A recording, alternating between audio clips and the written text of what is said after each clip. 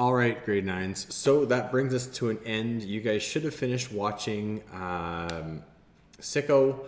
Uh, there are questions that follow Sicko up that you guys should do for me, just so I have something to kind of check in on you guys with. We are at the very end of this topic. To what extent should Canadians support social programs and taxation? I'm going to express probably some of my own bias. I know the questions I gave you guys around social programs and taxation were about bias. I'm going to present a little bit of mine, and I hope that it isn't too strong for some of you guys. So let's just kind of jump into it here. I'm going to just open up my tab here. So there was a document that came out years ago, and it's been updated a couple of times throughout.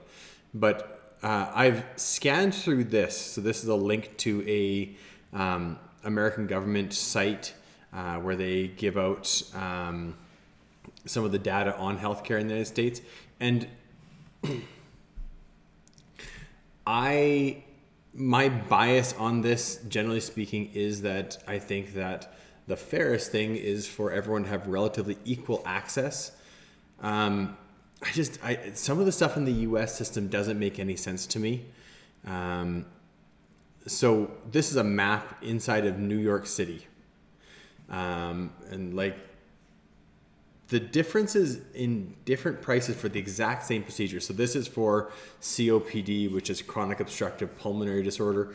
And this particular thing is expensive. It's not the most expensive thing that a doctor does, but it can cost like the range of $7,000 to $99,000 is just insane to me.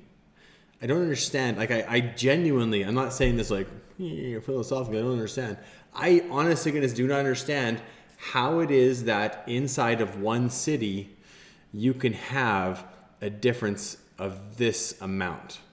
Now, maybe the $99,000 is a really, really, really high-end hospital that has the best of pulmonary disorder doctors in the world, and so they pay extra. I don't know what the deal is. I sincerely hope that this Bronx one, you're not dying. Like one out of every two customers that goes in pays $7,000, and the ones that survive pay more. I don't know what the deal is, but it just is staggering to me.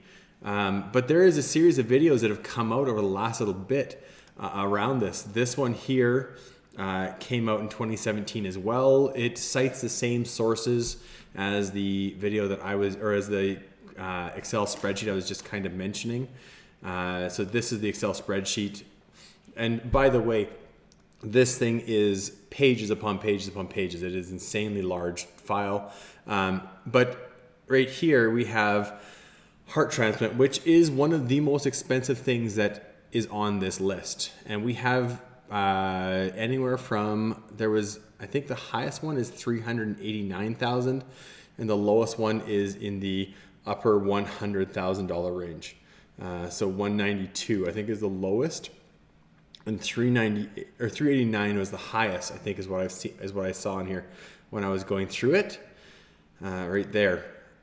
Again, I don't know what the difference is that makes one hospital able to charge almost twice as much. Oh, there's 454,000. I just saw that. More than twice as much as another hospital in the same country for the exact same service. And these ones here, like this hospital has done 17, and this one down here that did, where's the 188, this hospital did 14 of them. So there isn't even like one of them does more, and so it can just charge on bulk. And there is also, I realize this is going to be very weird, but the other video that I'm going to put up there for you guys talks about like giving birth, and giving birth on here ranges anywhere from 4,000 to 21,000. Again, that's a massive gap. That's almost it's about 4 times as much, almost 5. It's a huge difference.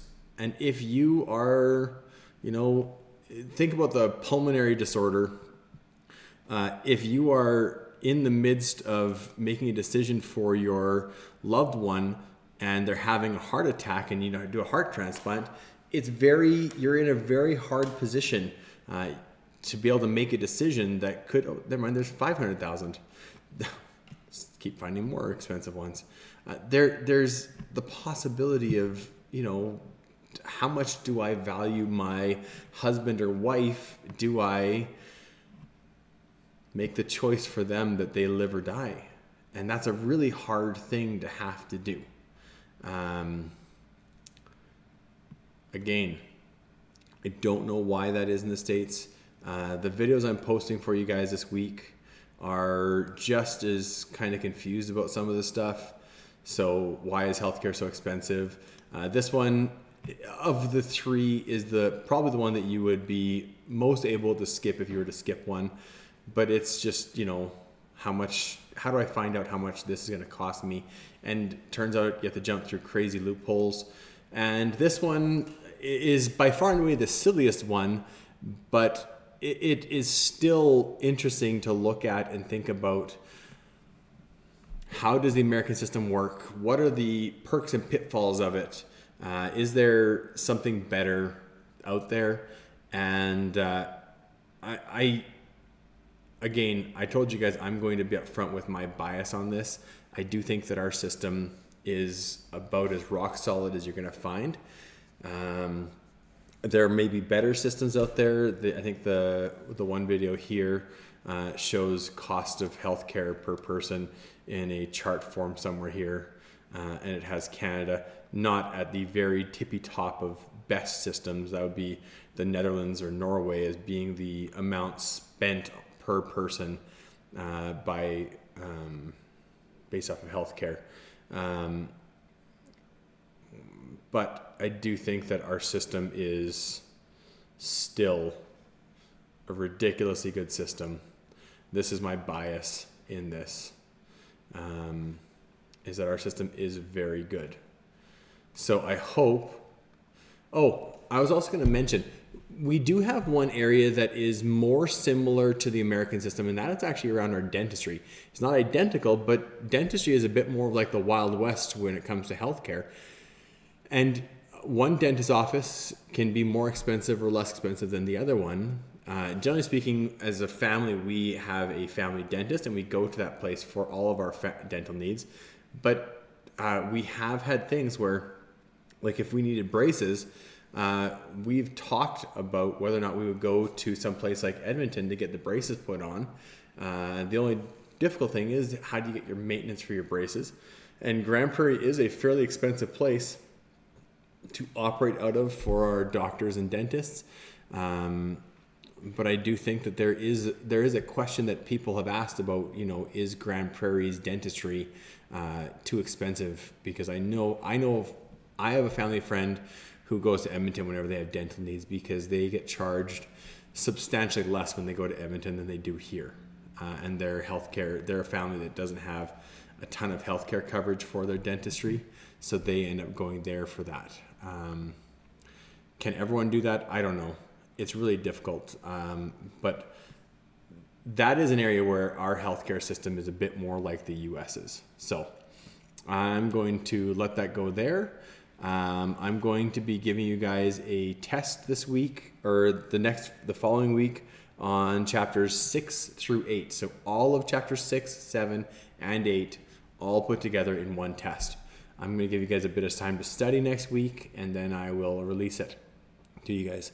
So I hope you guys are having a good COVID homeschool bit. And if you guys have any questions, my Zoom call is always open. So just send me an email or pop in. See you guys.